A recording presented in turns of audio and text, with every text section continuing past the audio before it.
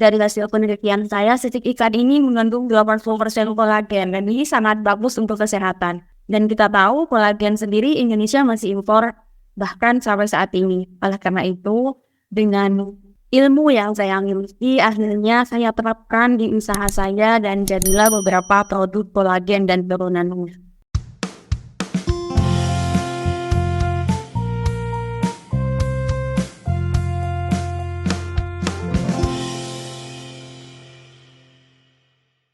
Salam perspektif baru untuk Anda pemirsa acara ini di media sosial YouTube dengan nama Perspektif Wimar TV. Anda kembali bertemu dengan saya, Hayat Mansur, sebagai host wawancara khusus Perspektif Baru. Sahabat Perspektif Baru, lihatlah di sekeliling kita banyak sekali UMKM bertebaran. Menurut PBB, UMKM saat ini sudah menjadi tulang punggung perekonomian global. Karena UMKM menyediakan lapangan pekerjaan dan memberikan produk domestik bruto bagi setiap negara. Sebagai upaya untuk membangun UMKM, Perserikatan Bangsa-Bangsa telah menetapkan sejak tahun 2017 bahwa tanggal 27 Juni sebagai Hari UMKM Internasional. Hari ini kita akan bahas mengenai bagaimana upaya untuk membangun UMKM dengan salah seorang pelaku UMKM yang sukses menjalankannya, yaitu Mbak Siti Nurseha yang mendirikan UMKM dengan brand Sani. Salam perspektif Mbak Seha. Salam perspektif baru Bapak. Iya, sehat selalu. Nah, Mbak Siti Nurseha ini tinggal di Probolinggo, Jawa Timur, dan beliau mendirikan UMKM dengan brand Sani. Nah, sepengetahuan saya, Anda ini sebenarnya lulusan S1 Universitas Airlangga, Surabaya, Jawa Timur. Sebagai sebuah orang lulusan S1, mengapa Anda tidak menggunakan kesarjanaannya untuk bekerja di perusahaan multinasional dengan gaji puluhan juta, malah mendirikan UMKM? Ya, sangat menarik sekali pertanyaan Bapak. Saya jadi flashback ke beberapa tahun lalu saat saya memutuskan untuk menjadi seorang pengusaha. Awalnya saya seorang mahasiswa bidik misi. Tahun 2014 ketika saya pertama kali masuk kuliah, itu saya dibiayai dengan bidik misi, dan saat diikrarkan sebagai mahasiswa, saya berjanji bahwa saya akan mengembalikan uang rakyat yang saya pakai untuk kuliah. Saya anggap ini sebuah pinjaman. Nah, ketika saya mendekati kelulusan, saya mengikuti berbagai kompetisi, salah satunya kompetisi bisnis, dan di situ saya mendapatkan tawaran, mendapatkan golden ticket untuk bekerja di perusahaan multinasional di Jakarta, karena waktu itu saya menjadi pemenang pertama. Namun dengan diskusi dari orang tua, izin dari orang tua, akhirnya saya memutuskan untuk menolak tawaran tersebut dan kembali mengingat bahwa saya ingin mengabdi dan mengembalikan uang rakyat yang saya pinjam selama kuliah. Akhirnya, hasil riset yang saya dapatkan selama masa kuliah, saya bawa pulang ke kampung halaman untuk kemudian dijadikan komersil. Dan alhamdulillah saat ini saya sedang menempuh Magister Fisika Material di Universitas Negeri Malang. Tentu pengambilan keputusan ini ada beberapa yang menyayangkan, tapi sampai saat ini saya merasa bangga dengan keputusan yang saya ambil karena saya bisa membuka lapangan kerja, dan kalau saya menjadi karyawan mungkin yang sejahtera hanya saya dan keluarga saya, Bapak. Tapi ketika saya memutuskan untuk menjadi pengusaha, ada banyak sekali keluarga yang memiliki peluang baru untuk sukses di usaha kami. Nah, dari sekian banyak jenis usaha, mengapa Anda memilih untuk mengembangkan UMKM dengan mengolah limbah sisik ikan?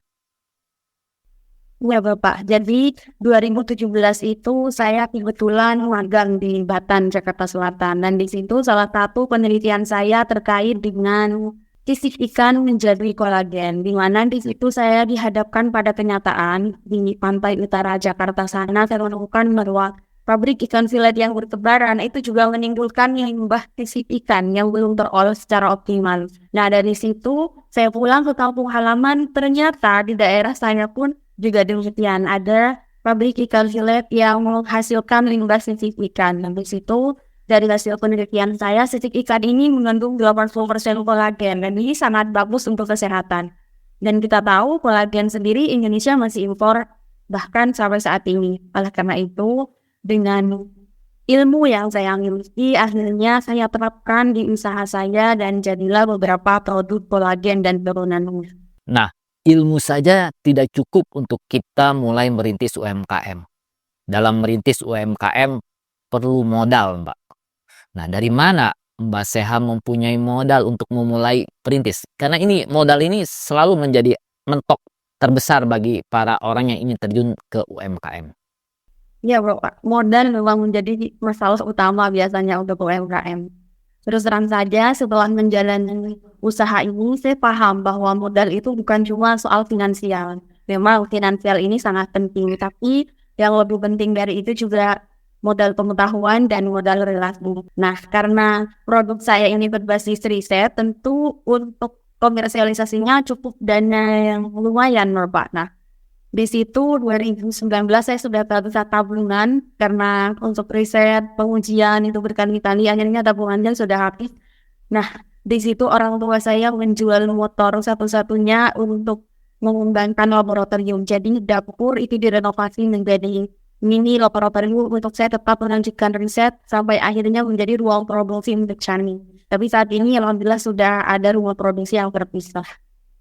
Jadi mungkin untuk modal dari tabungan, kemudian dukungan orang tua, dan setelah saya menekuni usaha ini dan mengikuti berbagai kompetisi, ada dana hibah yang saya dapatkan untuk pengembangan. Dari situ kemudian dilihat sama pemerintah daerah, potensinya mungkin cukup besar, jadi saya juga mendapatkan bantuan dari pemerintah daerah. Kemudian pemerintah daerah menghubungkan saya juga dengan CSR Bapak, sehingga saya bisa mendapatkan hibah CSR berupa rumah produksi yang sesuai dengan standar BPOM bahkan HACCP untuk skala internasional. Nah, Mbak Seha, selain modal, yang juga harus diperhatikan adalah bagaimana pemasaran dari produk UMKM ini. Karena untuk bisa terus berlanjut usaha-usaha UMKM ini, tentu saja pemasaran menjadi ujung tombaknya. Karena basic saya kebetulan dari fiskal material yang kalau dikaitkan dengan bisnis secara langsung mungkin tidak ada. Jadi saya tidak ada basic seorang pengusaha, orang tua saya juga tidak ada basic pengusaha.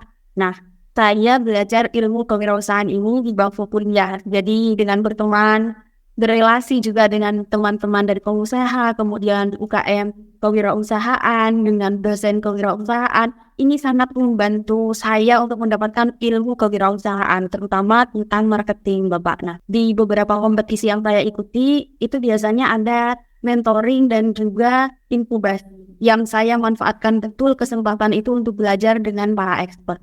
Nah, selain itu, kami juga mendapatkan dukungan promosi dan pemasaran dari pemerintah daerah. Jadi pemerintah daerah mengalokasikan sebagian dana itu, misalnya setiap ASN setiap bulan itu wajib berbelanja produk UMKM. Dari situ mulai dikenal produk saya oleh ASN setempat, dari ASN setempat mulai dikenalkan lagi dengan ASN di provinsi. Sampai saat ini sudah nasional, tentunya juga dengan memanfaatkan media sosial. Nah, Mbak Seha, tadi juga Anda menjelaskan selain dapat dukungan dari pemerintah daerah dan pemerintah kabupaten, Anda juga mendapat dukungan dana-dana CSR dari perusahaan. Dari mana saja dan apa bentuknya? Untuk dana CSR ini yang pertama, karena CSR itu dari PT Polri, Python Energy, salah satu operator PLTU di Python, Kabupaten Probolinggo. Perusahaan listrik gitu ya, pembangkit listrik yang dari Probolinggo. Betul Bapak, perusahaan listrik ini memberikan hibah berupa rumah produksi yang sesuai dengan standar BPOM dan mesin untuk packaging Bapak. Sementara di 2023 kemarin saya mengikuti kompetisi inovasi proyek sosial yang diadakan oleh Pertamina Foundation dan kebetulan menjadi juara 1. Saya mendapatkan modal usaha 50 juta untuk pengembangan, di mana diantaranya saya gunakan untuk R&D, kemudian juga untuk pengadaan. Nah, Mbak Seha, ini menarik nih, ketika Anda pertama kali dapat dukungan dana CSR dari perusahaan swasta, yaitu dari PT POMI, ya, perusahaan pembangkit listrik di Python, Probolinggo. Nah, bagaimana kisah awalnya itu Anda bisa dapat dari POMI untuk pembentukan rumah produksi, dan apa saja selain rumah produksi itu yang Anda dapat dana CSR dari PT POMI ini? Jadi untuk rumah produksinya ini seharga 250 juta rupiah, Bapak. Nah, pertama kali saya bisa terhubung ke POMI ini berkat pemerintah daerah. Jadi mengadakan lomba inovasi daerah, kemudian para pemenangnya dihubungkan oleh pemerintah daerah dengan CSR. Nah, di situ saya diberi kesempatan untuk bertemu dan berdiskusi dengan manajer CSR-nya langsung. Saya sampaikan bahwa usaha saya di bidang kolagen dari susu ikan. Terus kemudian saya juga sampaikan rencana-rencana saya yang awalnya hanya di ruang produksi sempit. Saya ingin usaha ini terus berkembang tentunya dengan izin edar yang lebih layak, izin edar BPOM. Nah, makanya kemudian saya presentasi, dan dari hasil presentasi saya ke manajer ternyata bisa membuahkan hasil. Saya berhasil mendapatkan rumah produksi. Nah, selain dukungan rumah produksi, apa ada dukungan lainnya? Seperti misalnya dukungan manajemen pemasaran, atau misalnya kemasan dan sebagainya. Betul, Bapak. Saya sempat mendapatkan dukungan berupa desain kemasan, kemudian uji laboratorium, dan mesin packaging juga, serta promosi dan pemasaran. Jadi beberapa event yang POMI di situ menjadi sponsornya, salah satu sponsor, kami dibiayai untuk expo di luar kota, kemudian kami juga diberikan fasilitas untuk pemasaran yang lebih layak, Bapak. Nah, sekarang pemasaran produk Anda ini sudah sampai mana aja, Mbak Seha? Kalau untuk Indonesia, alhamdulillah sudah terjangkau, kecuali di Papua dan Aceh, Bapak. Oke, produk minuman kolagen sisik ikan ini dalam tanda kutip masih merupakan produk baru, tidak banyak dikenal masyarakat, dan masyarakat juga belum banyak yang memanfaatkan minuman kolagen sisik ikan. Nah, bagaimana awal mula Anda memasarkannya dan apa kiat-kiat yang Anda lakukan? Kalau dari saya sendiri, Bapak, karena kebetulan di 2019-2020, awal mula saya merilis produk minuman kolagen ini, sudah mulai ada segelintir orang yang sadar, yang aware tentang manfaat kolagen. Awalnya dibawa oleh beberapa aktris dari Korea. Nah, para aktris ini mengenalkan tentang produk minuman kolagen, dan mulailah di Indonesia juga muncul brand-brand minuman kolagen. Kemunculan kompetitor ini, kompetitor di mana mereka punya modal, punya kapital yang cukup besar, mereka biasanya melakukan promosi yang besar-besaran. Ini sebenarnya membantu saya mengenalkan bahwa produk kolagen itu bermanfaat untuk kecantikan. Tapi sayangnya banyak yang overclaim, sehingga saya juga harus meluruskan informasi bahwa kolagen itu tidak hanya untuk kecantikan, melainkan juga untuk kesehatan tulang dan sendi. Awal mula saya mengenalkannya itu dengan memberikan tester, tentu saja, Bapak. Jadi tester ini saya kenalkan ke beberapa segmen pasar yang potensial. Kalau di saya, contohnya wanita karir, bisa dari pegawai negeri sipil, kemudian juga dari dosen, pengusaha. Itu saya kenalkan produk saya meminta feedback. Nah, beberapa feedback ini kemudian saya jadikan testimoni untuk perjalanan saya selanjutnya, baik itu pengembangan maupun ekspansi pasar. Mbak Siti Nurseha, agar suatu produk makin dipercaya dan berhasil dinikmati banyak masyarakat, tentu saja ada beberapa hal yang harus diperhatikan, seperti ketentuan-ketentuan perizinan, diantaranya izin BPOM, izin SNI, dan izin halal. Nah, bisa diceritakan bagaimana produk Anda itu bisa mendapatkan izin-izin tersebut, dan bagaimana Anda mencapai atau berhasil meraih izin tersebut? Karena produk saya ini termasuk produk perikanan, maka yang wajib saya lakukan pertama kali itu mendapatkan sertifikat kelayakan pengolahan dari Kementerian Kelautan dan Perikanan. Nah, sebenarnya saat ini semuanya sudah tergabung, terintegrasi menjadi satu di OSS RDA, di mana di situ kami sebagai pelaku UMKM sudah bisa langsung, kalau misalnya PIRT dalam beberapa menit itu sudah bisa terbit. Tapi kalau untuk izin edar SKP itu memang perlu diaudit. Sama juga dengan BPOM perlu diaudit. Nah, tapi menurut saya sistemnya saat ini sudah sangat bagus, Bapak. Kita bisa mengajukannya dari rumah, tapi tentu saja dengan pemahaman yang mendalam. Bagaimana cara mendapatkan pemahamannya? Tentu dengan konsultasi dengan BPOM atau ke KKP misalnya untuk mengurus izin SKP-nya. Dan kalau saya mendekati pemerintah daerah, Bapak, salah satu tips yang saya lakukan adalah dengan meminta surat rekomendasi dari pemerintah daerah terkait, misalnya Dinas Perikanan.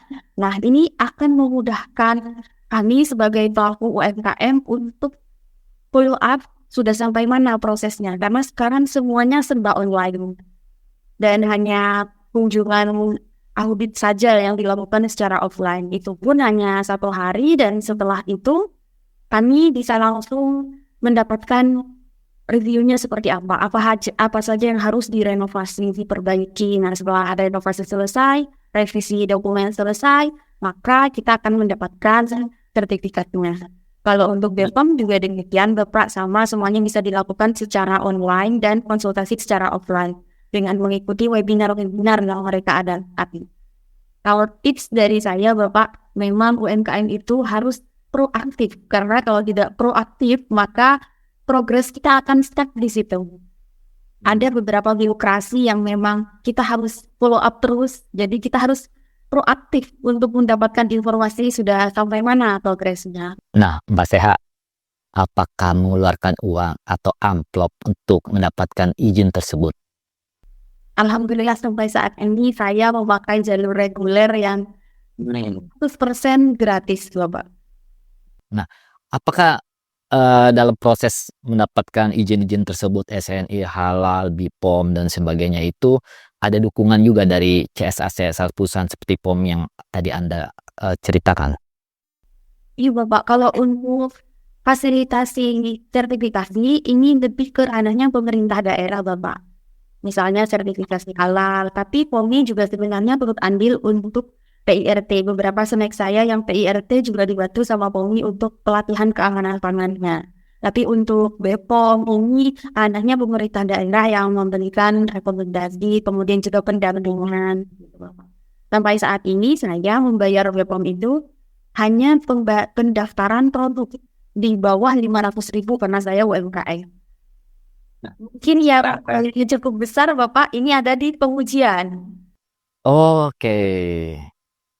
Pengujian. Nah, gimana tuh ceritanya tuh untuk pengujian produk ini? Untuk mendapatkan izin, tentu saja kita harus menguji apakah produk kita layak untuk dikonsumsi. Nah, salah satu CSR yang saya dapatkan dari POM ini, fasilitasi pengujian di lembaga terakreditasikan, dalam hal ini Sikopindo. Apa saran Anda untuk pemerintah kita dan juga pemerintah daerah untuk UMKM yang bertebaran di setiap daerah ini bisa bangkit memajukan Indonesia? Ya, kita tahu sekarang UMKM itu menjadi tulang punggung. Saya sangat berharap pemerintah memberikan awareness yang lebih tinggi lagi terhadap perkembangan UMKM. Karena biasanya permasalahan UMKM ini, Bapak, selain permodalan finansial tadi, ini juga ada di inovasi. Biasanya produk UMKM itu sulit berkembang karena tidak mau mengikuti tren pasar. Kalau misal UMKM-nya masih muda, masih seumur saya, mungkin masih bisa untuk mencari-cari sendiri inovasi apa yang cocok, inovasi apa yang dibutuhkan pasar. Tapi pelaku UMKM yang usianya sudah 40-50 tahun ke atas, tentu mereka butuh sentuhan, dan yang sangat saya harapkan adalah kolaborasi dengan kampus, tentu saja sebagai akademisi. Karena bagian akademisi ini yang bagian menemukan sesuatu yang baru, di mana di situ bisa direplikasi oleh UMKM. Dan untuk permodalannya sendiri juga bisa dilakukan demikian. Misalnya ada permodalan untuk inovasi dan juga pemasaran. Inovasinya bisa dilakukan oleh mahasiswa dan pemasarannya bisa dilakukan oleh UMKM, serta produksinya juga di UMKM. Itu akan sangat bagus kalau kita bisa bersinergi di antara praktisi UMKM, akademisi, dan juga pemerintah. Oke, terima kasih Mbak Seha atas perspektifnya. Sebagai penutup, saya kembali mengingatkan pesan dari Mbak Seha bahwa kita harus berkolaborasi dari pemerintah daerah, dari akademisi dan pelaku UMKM untuk memajukan UMKM kita. Dan terpenting juga bagi kita sebagai masyarakat adalah kesadaran membeli produk-produk UMKM kita agar UMKM kita terus berkembang. Sampai jumpa di wawancara khusus perspektif baru berikutnya.